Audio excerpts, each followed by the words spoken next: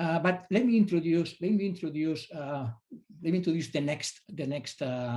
part of the morning, because it builds very well in what I've been saying to you right now. We are going to talk about, and good morning, Morten, good morning, Henning. We are going to talk about to compare two types of ownership and two types of corporate governance. And we are going to discuss the differences, the similarities, and the evolution of the two of them. First of all, let me introduce first my dear colleague, Morten Bennedsen. Morten is academic director of our Center for Family Enterprise, the Wendel Center. He's co-director of the Hoffmann Research Fund, professor of economics, André and Rosalie Hoffmann Chair, Professor of Family Enterprises. So it's a pleasure to have you here, Morten. It's wonderful to collaborate with the Family Center. We are so close, Morten, so we have to do even more, okay? Even more. And now we have Sonia Tatar, who is both the executive director of both centers. And before I introduce my dear colleague, also Henning, let me tell you an anecdote, a personal anecdote about family businesses. When I finished my PhD in the US, I came back to Europe. A bit by chance, I got involved in consulting on family business. I don't do that since then, but in doing that, I saw in family business, I saw the best, and I saw the worst in business. So I think it's since then I was very impressed by what's going on in family business. So thank you for being here, Morten. Henning Piezunka is a dear colleague from the Entrepreneurship department here, academic department area here at INSEAD. If you allowed me to say that, Henning, you are a great example of how wonderful the new faculty is, how well we are recruiting faculty. Well, you are not really new to INSEAD, but you are young, much younger than most of us. So so you're my dear colleague Henning.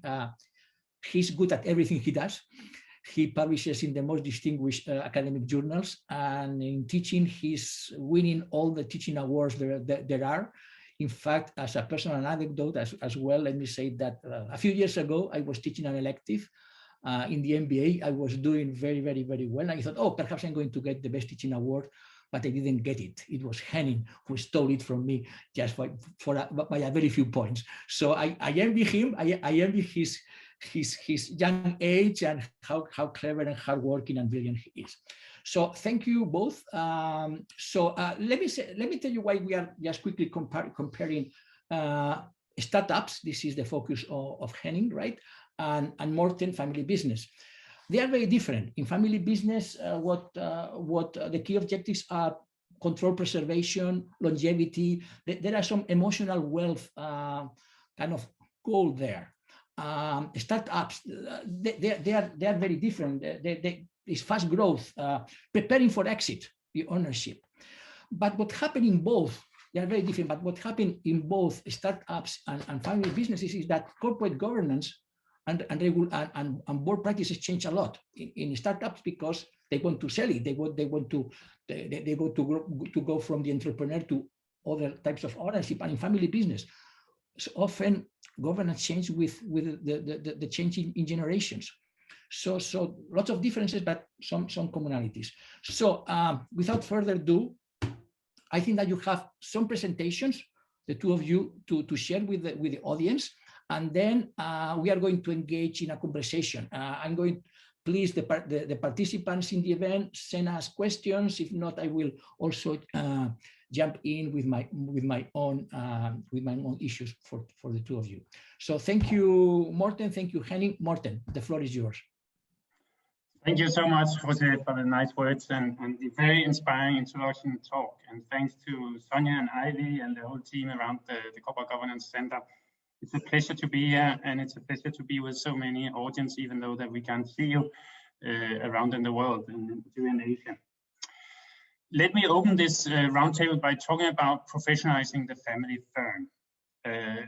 The family firm, of course, is the most typical business structure in the world, in any country of the world, maybe except mainland China.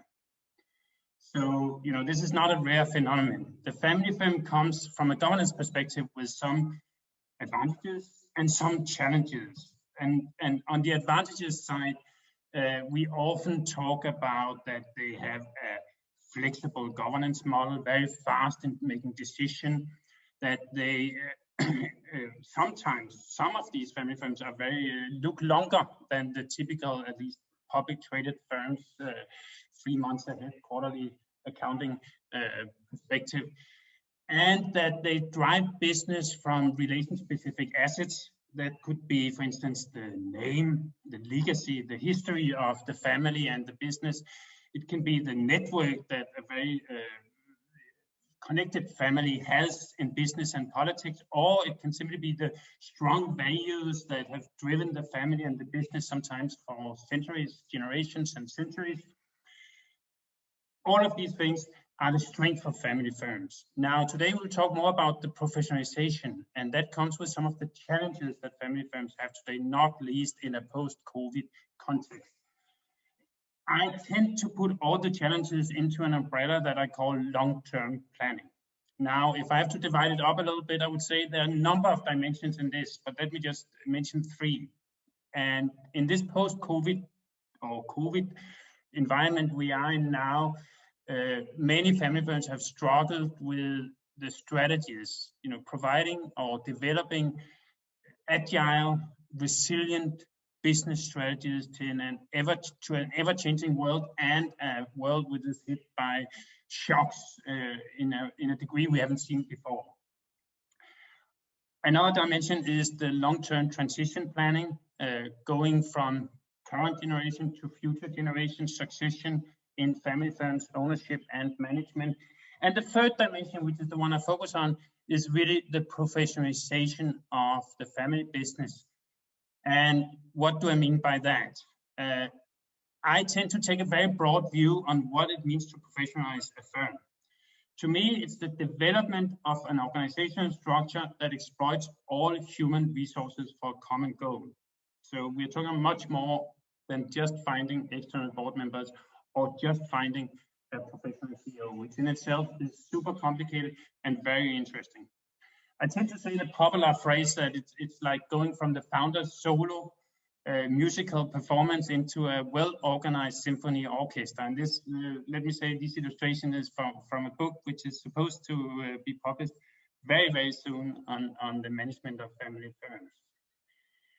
So this is how I see the professionalization process. It's really about exploiting resources. Now, why do family firms, why should they think about these issues first? And this is more than normative statement saying, why is it important to think and implement professionalization processes? As Jose said, family businesses have the best of all worlds, but we also have many, many, many cases of family businesses who are not doing very well. And lack of professionalization for many family firms can have costs. It can destroy businesses due to wrong decision-making or lack of real entrepreneurship, stalemate, nothing happens, nothing developed at some point.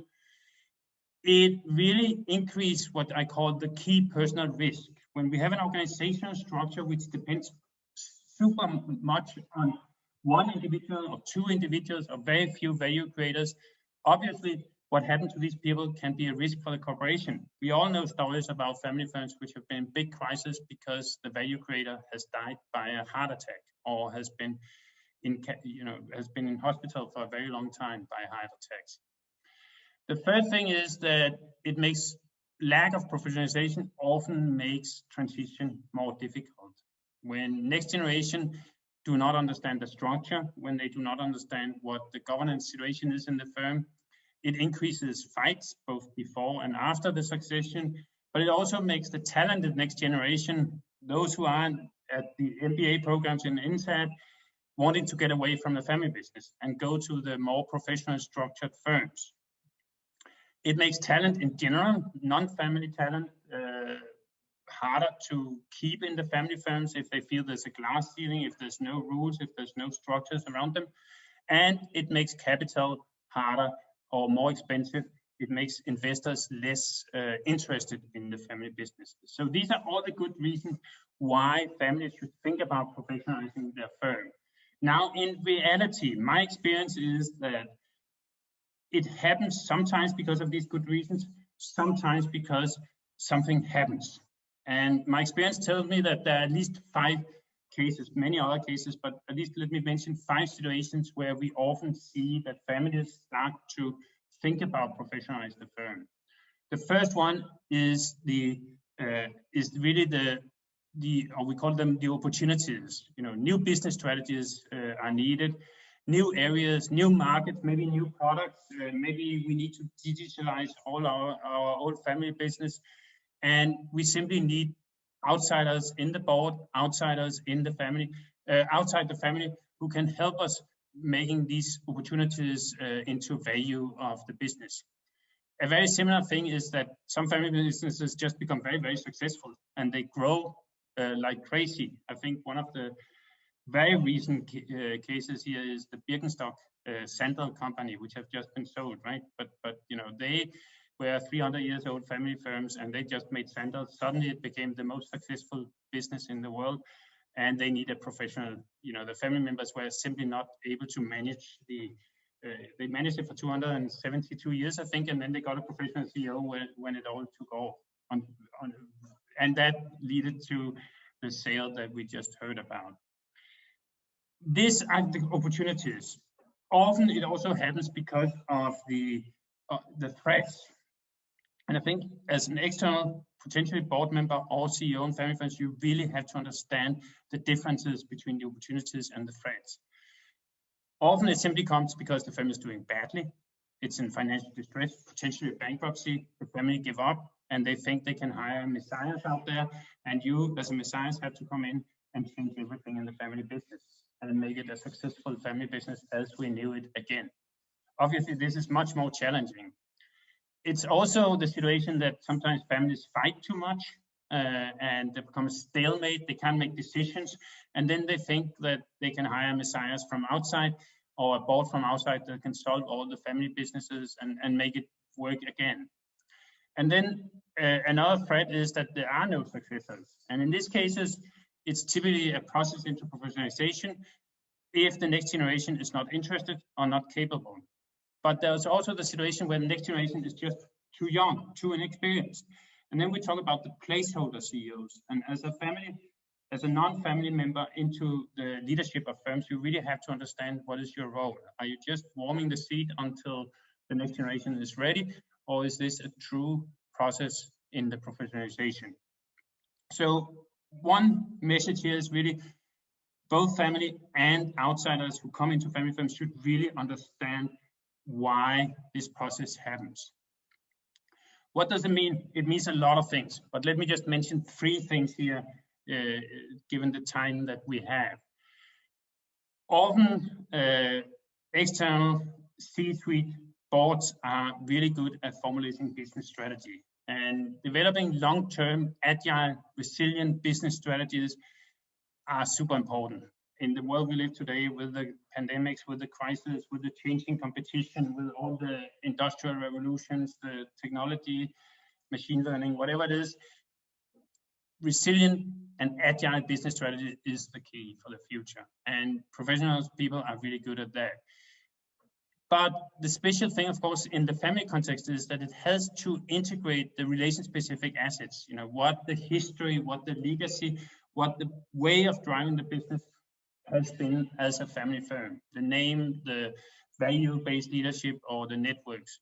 Second, it is about making a strong governance system on all levels, but of course, in this context today, in particular on the board, understanding what the board and the structure of the board should be, incentivize and attract independent board members, but also incentivize and attract the best family members if we want a mix.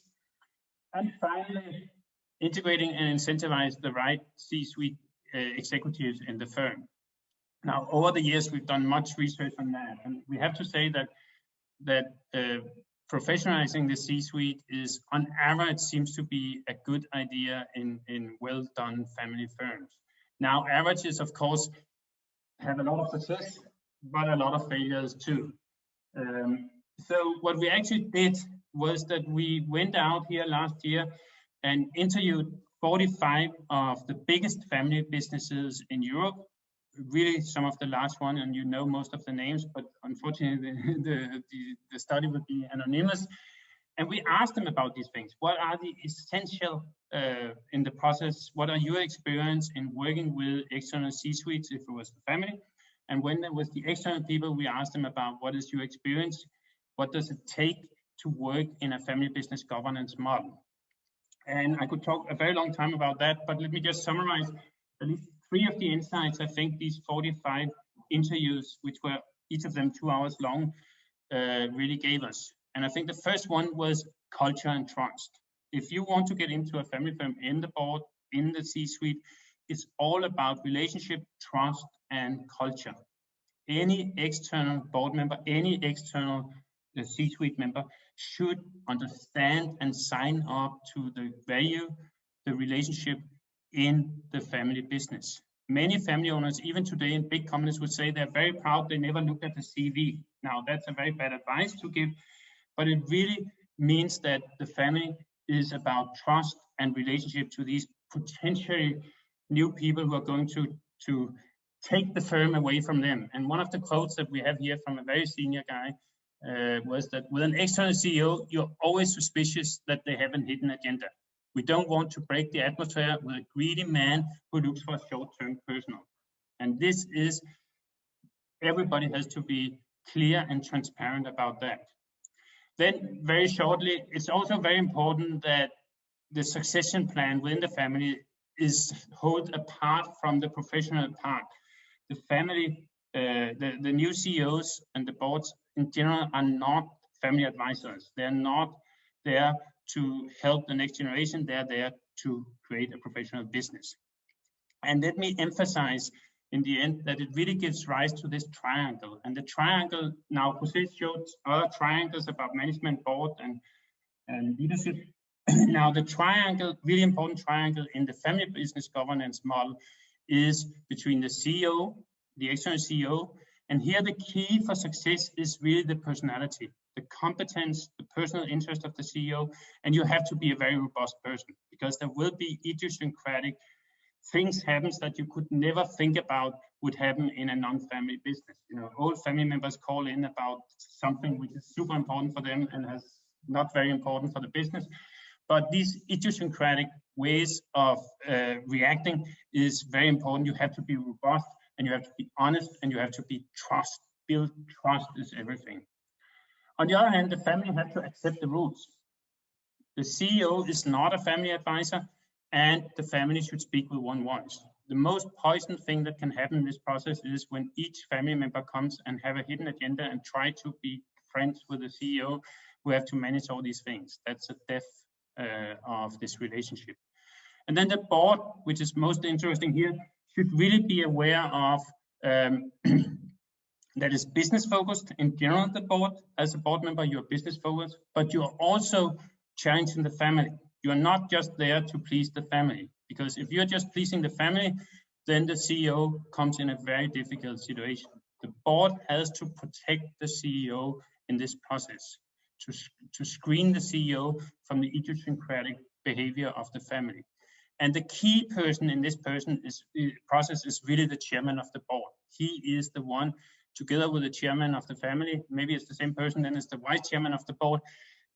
He is the one, she is the one who should be able to guide the family in this process and maybe be the family advisor. That's when there's a chance of this process being successful. Okay, time is gone. Let me just finish saying that I think, I can sum it up in these 5, 6 elements here, which I also think distributed in an article.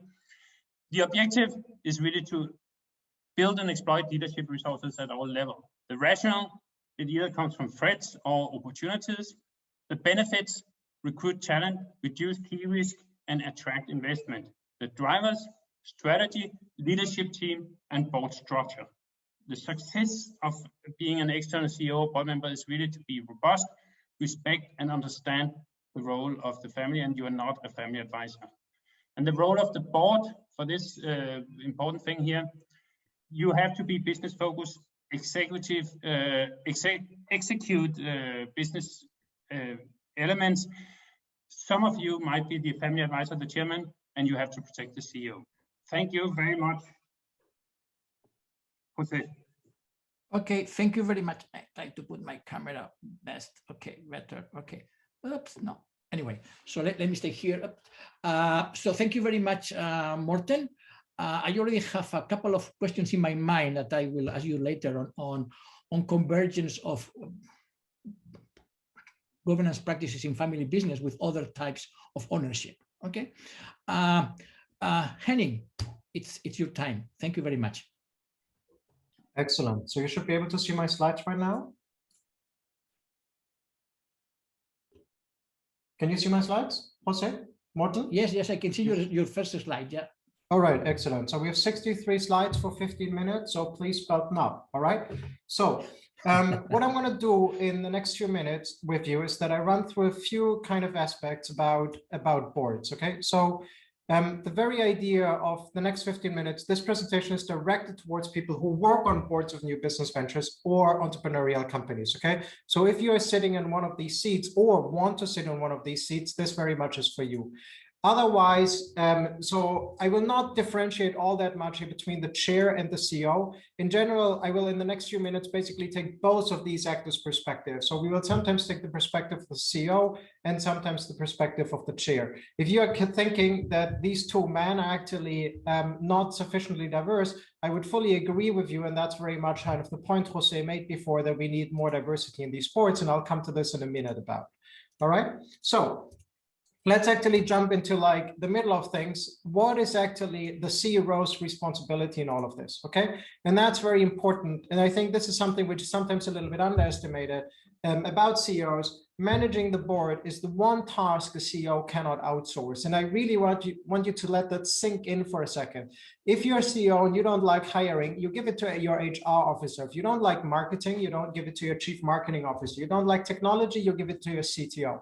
Really, whatever you don't like, you can just outsource and give it to someone, okay? The one thing you really cannot outsource is the management of the board. And this is also why it's so incredibly important.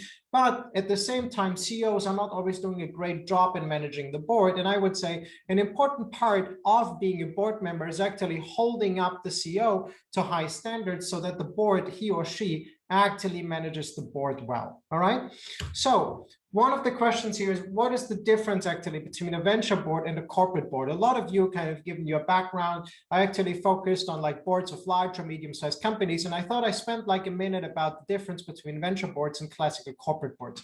It turns out that these are actually quite different when it comes to mature boards. And I would like to focus on 6 dimensions where these are actually different. All right. So let's have a look here at various characteristics and then look at ventures and public firms, okay?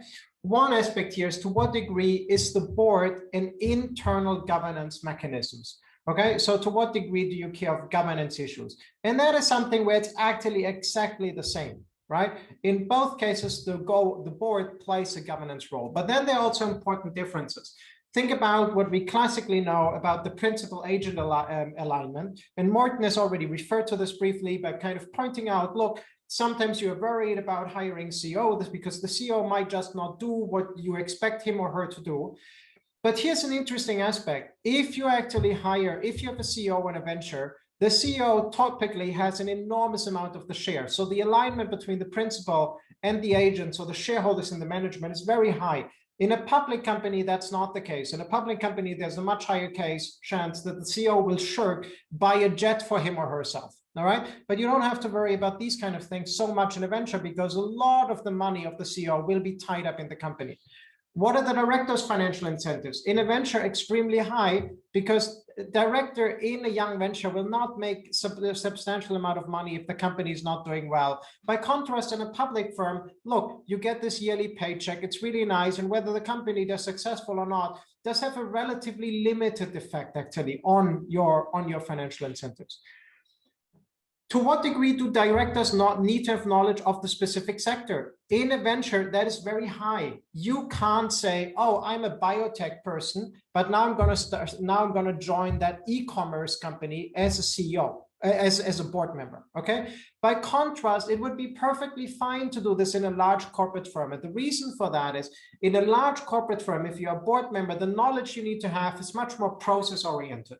How do I actually pay a CEO? How do we deal with regulation and so on? If you're a board member in a venture, you actually need to be a little bit involved operationally. And so it's much more important that you actually know the sector. The director's diversity of interest, very high in ventures, relatively low in public firms. And let me kind of immediately go to the next point, which relates to that, and that is the conflict of interest. The reason for that is the venture is still in a process of kind of looking for its mission. And somebody who's on the board might also be on the board of a related company, okay? Imagine you, for example, have a venture capitalist on your board. That venture capitalist might also have investments in similar kind of companies. And that might actually result in a conflict of interest, so that a board member says like, look, I'm on the board of this company, but then I'm also on the board of that company. And as a result, I have this conflict of interest because I don't know which information to share with who. You need to think about this if you're on the board of one of these companies, that some of your colleagues on that board might actually be subject to these conflicts of interest. Of course, you might also be yourself subject to a conflict of interest like that. And so you need to think through in how you manage these kind of dependencies. Let me run through like a few additional aspects of young venture boards.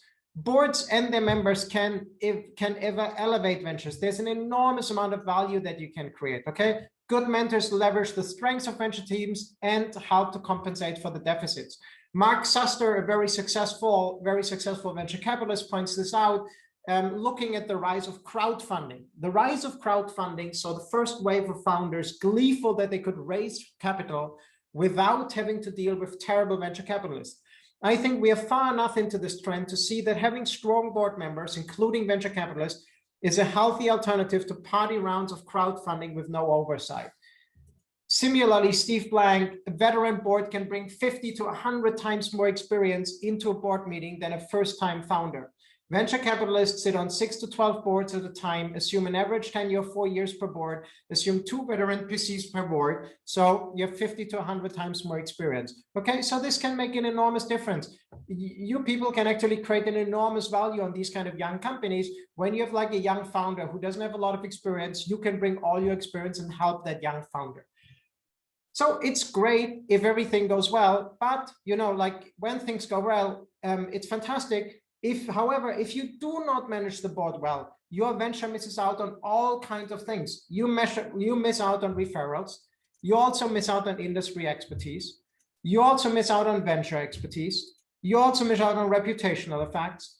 And you also may get fired if you don't do this well as a CEO, okay? So if the CEO of the company as a whole does not leverage the board well, it's not in the best interest of the overall company. While there's an enormous potential, there's also an enormous heterogeneity in board impact, okay? In the best cases, it works really well, but in some cases, it's absolutely horrible. So while a board can create a lot of value, most of them, frankly, don't. So Vinod Khosla points this out. I bet that 70 to 80% of venture board members add negative value to a startup in the advising, okay? He's not alone with this. In a study which was done, I believe 50% of venture board members do nothing, 48% actively destroy value, and like 2% create value, okay? So please, please, please, try to aim to be in the 2%. If you can't do the 2%, try at least to be in the 50%, okay? So how can boards actually create you? What do they do? So one way of thinking about this, they might actually help operating the company. But to be very clear, as a board member, your role is not to operate the company. Your role is not to write like software code in the middle of the night, even if the founder would like you to. That is absolutely not your job. What you should do is you bring like network advantages. You can help the company by making introductions to potential employees, to venture capitalists, potentially to the capital markets, to regulators, partners. You're a little bit more senior. You can manage all these kind of relationships, okay? So the ventures actually depends on you tapping into that right network on behalf. As you do that, you want to be very, very thoughtful about to what degree you can actually leverage your personal network on behalf of the company. So I point this out here. Sometimes the network of the board member is not helpful because they introduce the CEO to two senior people who are very good strategically, but not necessarily in the day-to-day business. So there's an anecdote I actually like quite a bit. For example, Kleiner Perkins, which is a venture capital firm, introduced one of its founders, Rent the Runway, a fashion rental startup, to Reed Hastings, the co-founder and chairman and CEO of Netflix. Okay, so this was like, and she stated on this, she said like, look, this was the nicest conversation ever, but we had the problem that we were actually renting out dresses using an Excel sheet, and he was thinking about how to deal with regulation in China. So the introduction, it's in principle, both are like subscription businesses, but it's so far apart. So your network is not always as helpful as you might think. So be very kind of thoughtful about how you network, okay? Mediation is another element where you can be enormously helpful. There are numerous conflicts in startup companies, okay? And as a board member, you can serve as a mediator to resolve these kind of conflicts, okay? I could write a book. I've written like a bunch of papers on how you can do this. If you're interested, don't hesitate, shoot me an email or so. You might also engage in coaching, okay? So first-time CEOs in particular require coaching. You can also take the first time of this slide. CEOs very often require coaching, okay? In German, you say like that person is still grün hinter den Ohren, or in English, you would say like half-baked and wet behind the ears. So the CEO is very often a first-time CEO and still needs a little bit of help, kind of how to manage a company and so on, okay? So as a VC or as a board member, you can then help that founder to overcome these kind of deficits, okay? So you are there to learn and coach, and this is very important. Sometimes just asking a few thoughtful questions can be way more important than trying to manage the company and tell the CEO what the person is supposed to do, all right? One question, and I think this is super important for CEOs to understand, but also for the board members, all right? How should the CEO actually treat the board member? And if you feel the CEO does not treat you that well, okay, you should kind of probably have a conversation with the CEO. So here I point out to 4 different models. The CEO can treat board members like his or her boss.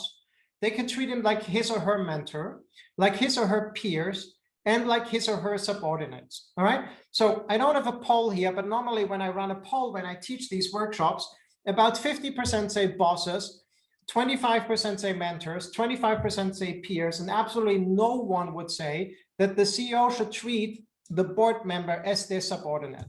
However, it turns out that those CEOs who actually treat their board members as subordinates very, very often do best, okay? Because what they do is that they actually put their board to work. So let me briefly kind of just end on this note. Misconception that a CEO reports to the board.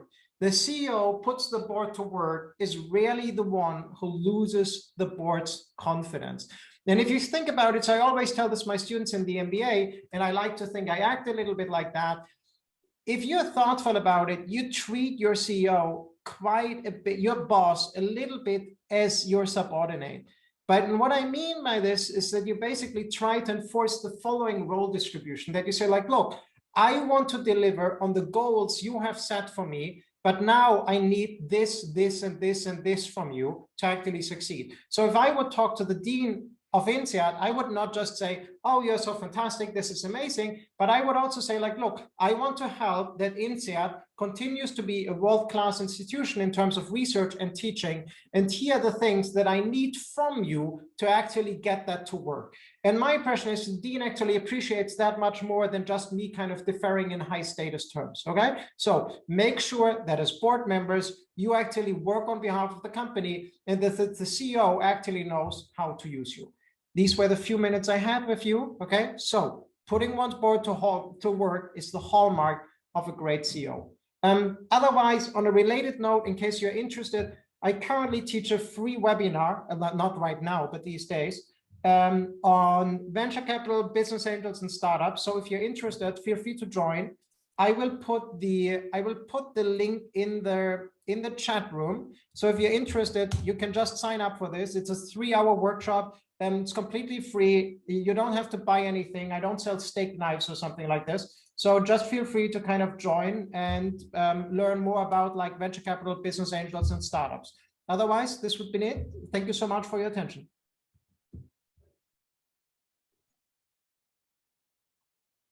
unmute myself. Okay. Thank you so very much to the both of you, Henning, Morten. So we have lots of interesting questions here that are kind of getting to me, and I have the first one for Morten. This is a kind of provocative question, but it has to do with that convergence, hybridization that we were referring to earlier. Okay, do you have, or there is research, Morten, on family business that kind of are by successful, that they have gone through the third or fourth generation, where still the family members are part of management, or most of those who, the family firm that survive, what they do is they separate clearly management from the family. Because what is kind of the point of that question? If the successful family business are those who the family members are not involved really in the management, then what is the difference? Therefore, we will have convergence between family business and just any sort of company where there is a dominant shareholder. Okay, that will be. Thank you very much. That's an excellent question. Unfortunately, it's not the case. The answer is simply no. And let me elaborate a little bit. And this is fascinating. I mean, I had the privilege of working with the oldest family businesses in the world. I mean, they have to be at least 200 years. And some of them, the oldest one is from 876. Now, all of these are still managed by the family. Now, are they weird? Are they small? Are they hotels in Japan? Some of them are also big, very big firms with 10,000 employees, and the management is still involved. And we all know, Walmart, we all know Cartier, we all know Toyota has a family member in the top. So clearly there are families who succeed being in the top management for generations, for centuries, and doing very, very good business. Now, on the other hand, we have many, many family businesses that we don't talk about today because they don't exist today, or they are not relevant today, simply because they didn't professionalize at the right point in time, and they let family members run down the business. So this is the fascination of the family businesses, that you have all kinds of cases. Now, what can I answer as an advice here? I would say there always has to be a reason the family is involved in the business. Now, the family is probably not the best managers. I hope not, because we have very good managers coming out from the IDP program at INSEAD and from our MBA programs in general.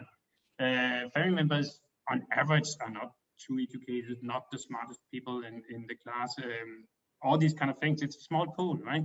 But they have something else, and that's the family assets, the relation-specific assets. And when they exist, it makes a lot of sense that families keep on being involved.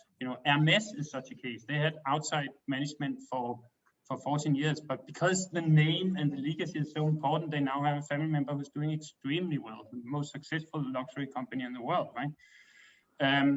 So the dangerous thing is when the families stop actually creating value. And I tend to say when engagement becomes entitlement.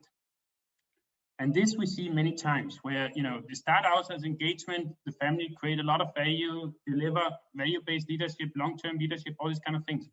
And at some point, the family contribution disappears. But the entitlement feeling of the family says they should still own, they should still run the family business, they should still keep the family business. And that's dangerous. That's where the government's model on average or in general fails.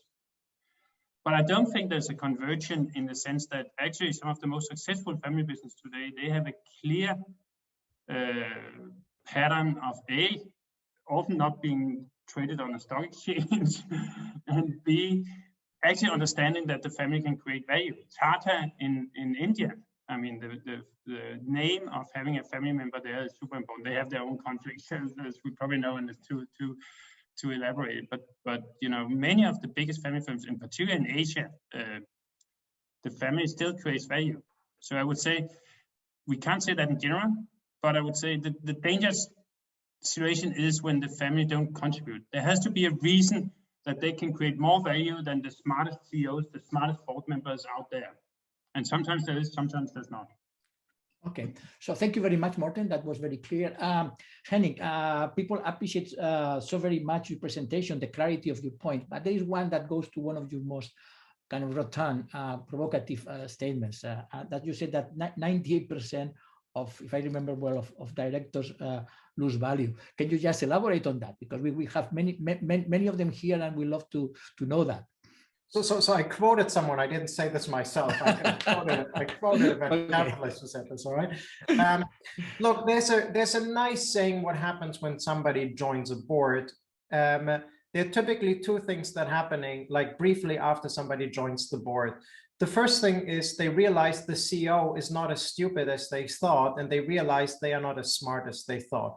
So you have this idea, oh, look, this company is not well functioning. Let me kind of run in there and kind of do something good. And then you actually start realizing, oh, these people are actually subject to like enormous amounts of constraints and so on and so on. And there's actually a very good reason why things actually don't run the way they work right now. I think there are a bunch of reasons why people often are not as effective as they could be, to put this in a little bit more euphemistic terms, okay?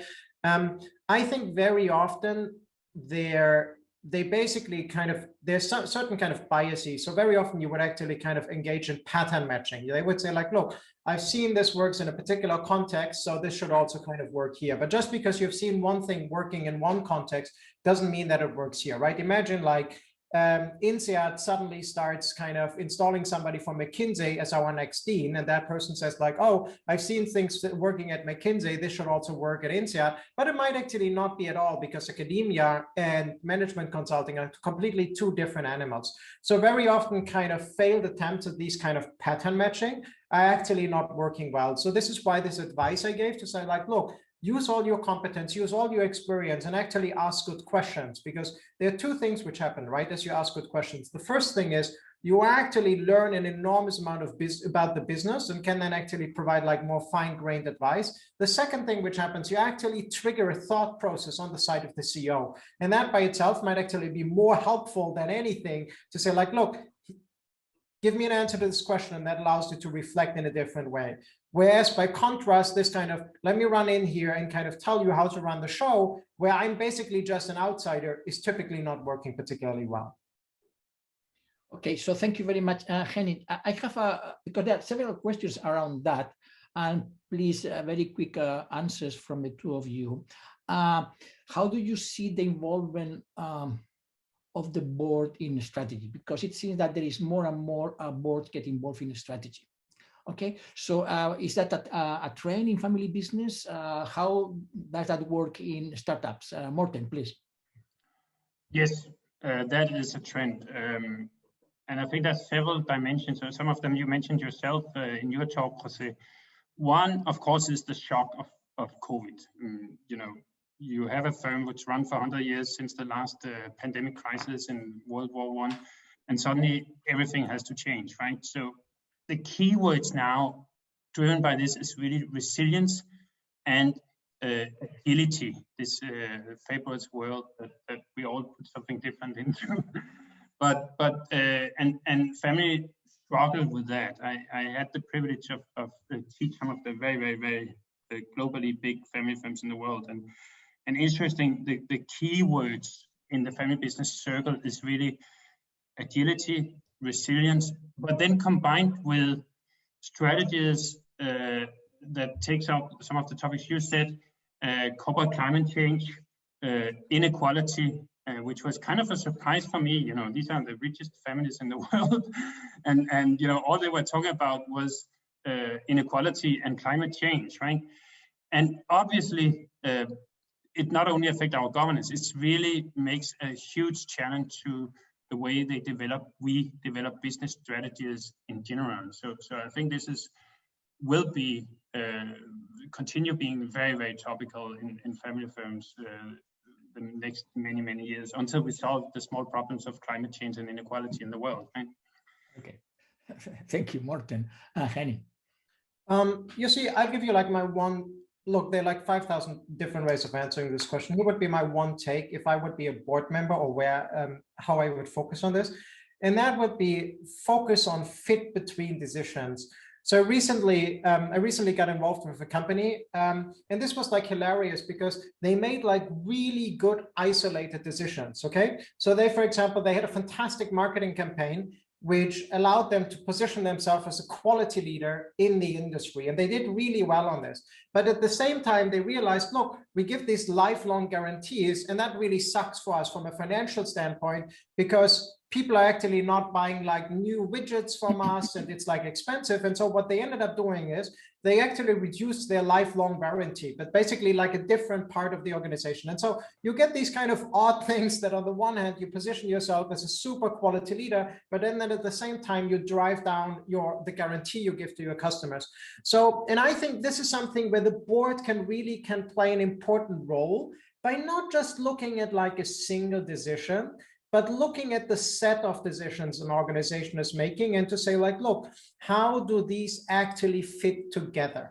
Okay. So rather than saying like, look, do we work from home? How many days do we allow to work from home? And then to say like, what is the compensation structure and what is our culture? To asking a little bit like broader question. If this is our culture and we allow people from working from home, how do we actually live this culture? How do we bring this to life if these things are playing together? So where I'm a board member, or if I'm a board member, these kind of fit questions I would focus on. Ask what are the linkages across decisions, because you can trust the top management teams to make single decisions pretty well. But what you cannot necessarily trust the top management team is to see how these kind of decisions relate to one another. Okay. Wonderful. So thank you both of you so very much. It's time to close this first session.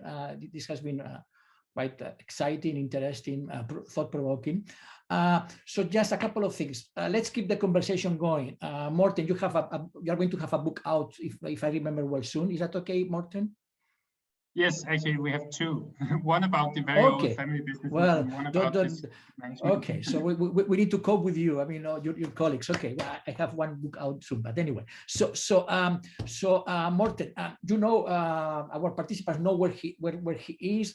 Henning has invited you to this webinar or to this workshop soon.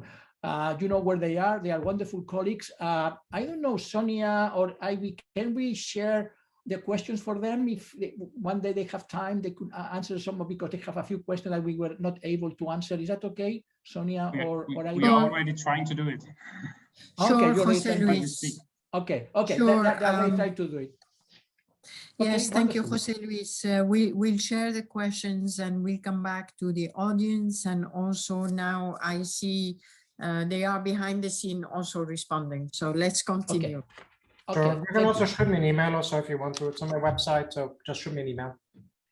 Okay, great. Good. Thank so you. Thank you very much. We are just 2-3 minutes late, but let's do something. Let's have a break, a quick stretch break. So let's reconvene at a bit late at 10:20. Just 5 minutes late. That will be fine. 10:20. Is that okay for all of you? 10:20. Is that clear? Okay, so we'll see you at 10:20. Thank you so very much, Morten. Thank you so very much, Henning. Thank you. Thank you very much. Bye.